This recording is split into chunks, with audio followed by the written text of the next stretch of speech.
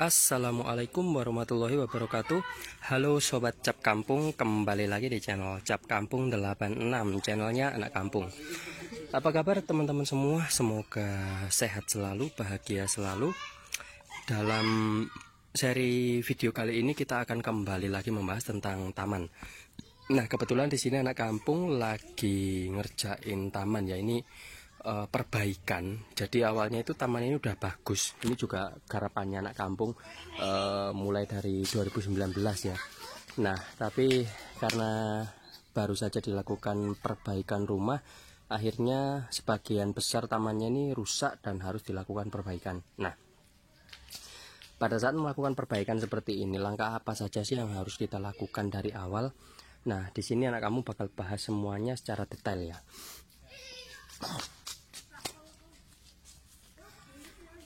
Nah, pertama-tama teman-teman yang harus diperhatikan itu tentunya pada saat teman-teman mau melakukan pembuatan taman, harus dipastikan pada bagian bawah atau tempat atau lahan yang akan kita kerjakan itu sudah bersih.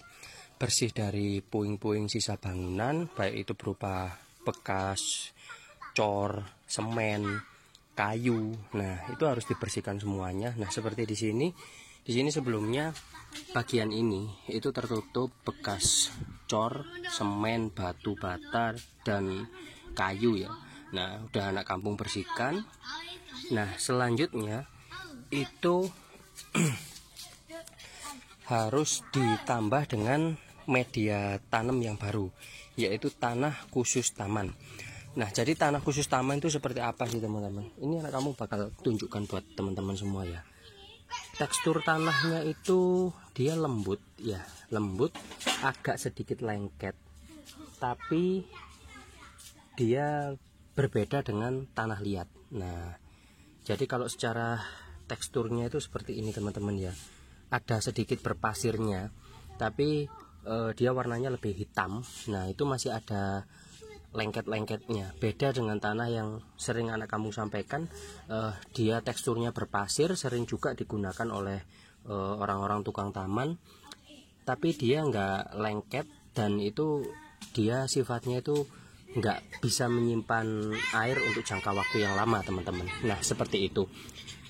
Nah, kalau anak kamu sendiri secara pribadi nggak merekomendasikan ya teman-teman untuk menggunakan media tanam yang warnanya merah itu. Nah, anak kamu lebih recommended itu menggunakan media tanam yang seperti ini.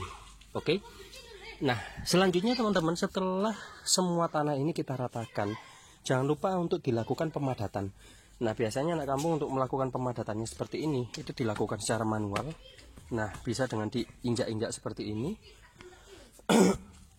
Nah, kalau udah diinjak-injak seperti ini, kita padatkan semuanya. Langkah selanjutnya yaitu kita menghaluskannya teman-teman ya. Biasanya anak kampung itu menghaluskannya dengan potongan bambu seperti ini ya. Nah, jadi cukup diginikan aja untuk meratakan aja ya teman-teman ya. Nah, biar rata. Nah, yang pasti ini udah posisi padat. Soalnya kalau nggak padat itu nanti untuk jangka panjangnya itu tamannya teman-teman bisa ambles semua. Nah, apalagi kalau misalkan kena injak, nah itu pasti penyot-penyot semua teman-teman, dan itu bisa merusak bentuk dari tamannya teman-teman. Oke. Nah, ini selanjutnya anak kamu mau lanjutin dulu ratain tanahnya. Nanti pada saat proses penanaman anak kamu bakal tunjukin caranya buat teman-teman semua. Oke.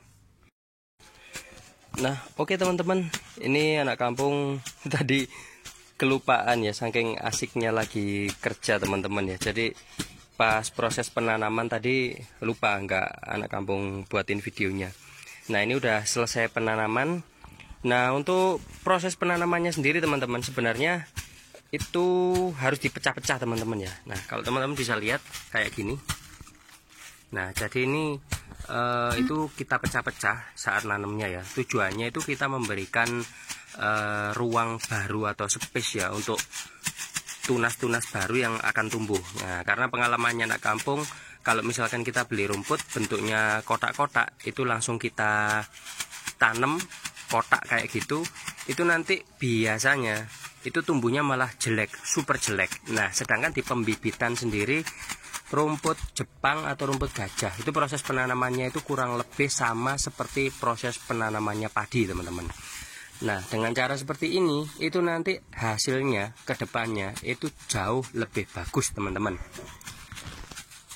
Nah, pada saat selesai melakukan proses penanaman, teman-teman ya, itu jangan lupa untuk dilakukan pemukulan ya, pemukulan pemerataan seperti ini, teman-teman.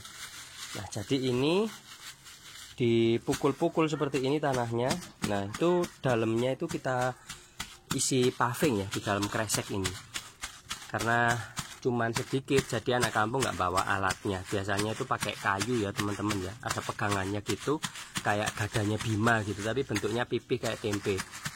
Nah, ini kenapa sih kok dikasih plastik seperti ini, teman-teman ya? Itu biar lumpurnya itu nggak nempel di paving, teman-teman ya. Soalnya kalau nggak dikasih plastik langsung paving gitu, itu biasanya tanahnya itu nempel semua dan alhasil nggak bisa rapi, teman-teman. Nah, tapi kalau udah dikasih plastik seperti ini, itu lumpurnya nggak nempel atau tanahnya nggak nempel dan mempercepat proses pengerjaan. Tujuan dari dilakukan pemukulan seperti ini, teman-teman, itu biar temennya anak kampung keringetan. Nah, soalnya kalau nggak gitu dia nggak keringetan. Nah, sebenarnya tujuan kita itu untuk meratakan bentuknya, teman-teman. Kalau sebelumnya tadi itu kita ratakan menggunakan kayu, menggunakan tangan. Nah, pada saat selesai penanaman itu harus kita padatkan dan kita ratakan kembali, teman-teman ya. Nah, dipukul-pukul seperti itu sambil kita amati bagian mana yang sekiranya masih tinggi perlu diratakan, itu harus kita pukul, kita ratakan. Nah, begitu juga kalau ada bagian yang misalkan terlalu ngelendong atau pendek atau rendah, nah itu ya nggak perlu kita pukul terlalu keras. Nah, karena pada dasarnya tanah ini tadi kan udah kita padatkan, udah kita injak-injak ya. Nah, seperti itu, teman-teman.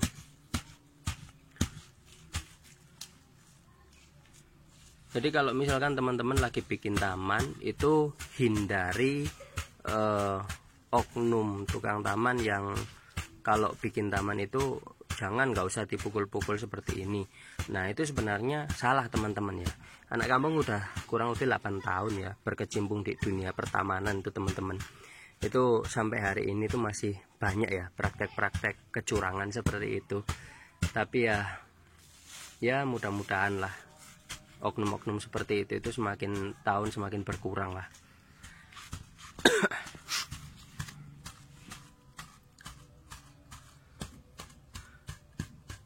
Ini, teman-teman, kalau misalkan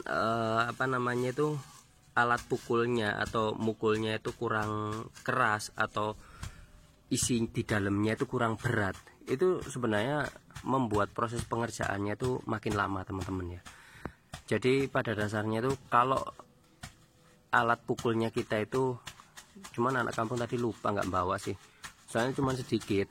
Kalau lagi ngerjain sampai 1000 meter 2000 meter gitu ya pasti dibawa.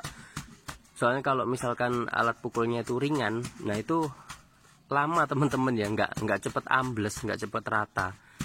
Dan kalau misalkan alat pemukulnya itu kurang lebih bentuknya kayak itu loh, kayak alat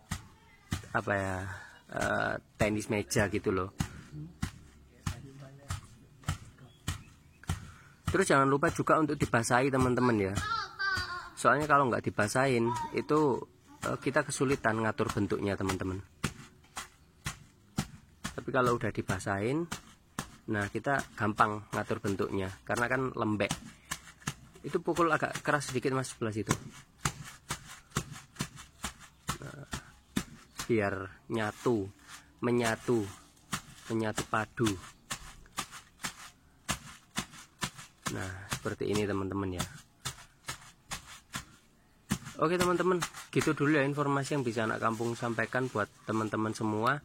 Semoga informasi ini bermanfaat buat kita semua, dan teman-teman tentunya jangan lupa untuk mengklik tombol subscribe-nya karena subscribe itu gratis.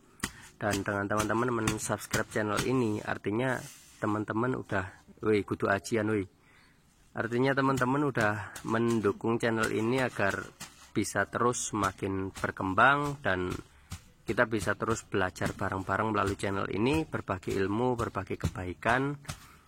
Dan terima kasih buat teman-teman yang udah nonton, udah setia mendukung channel Cap Kapung ini. Sampai jumpa di next video selanjutnya. Terima kasih. Wassalamualaikum.